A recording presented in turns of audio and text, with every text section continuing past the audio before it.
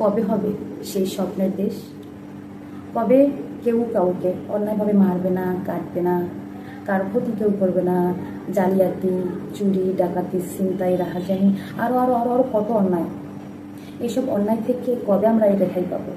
কবে আমরা নিশ্চিন্তভাবে রাস্তা দিয়ে হাঁটতে পারবো? আচ্ছা, আমার মতো কি আপনারাও ভাবেন?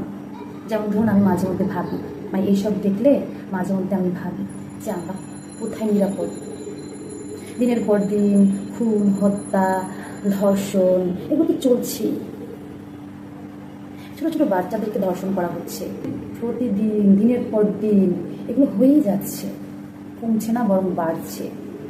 আমরা তো এমন বাংলার আশা করিনি, বিশেষ করে জুলাই গণঅভ্যুত্থানের পর আমরা কিন্তু এমনটা আশা করিনি। আমরা নতুন এক দেশ গড়ার স্বপ্ন এঁকেছিলাম চোখে, আশা পেতেছিলাম বুকে, কিন্তু ডে বাই ডে কী হচ্ছে সেটা আমরা সবাই সচেতন দেখতে পাচ্ছি। ভেবেছিলাম এবার থেকে হয়তো আর কেউ অন্যায়, অত্যাচার এবং জুলুমের শিকার হবে না,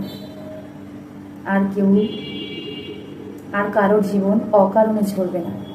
কিন্তু এখন দিনের পর দিন যা হচ্ছে, আশা হারিয়ে ফেলছি, বিশ্বাস ভেঙে যাচ্ছে, ভালো মন্দ বলার ভাষা খুঁজে পাচ্ছি না।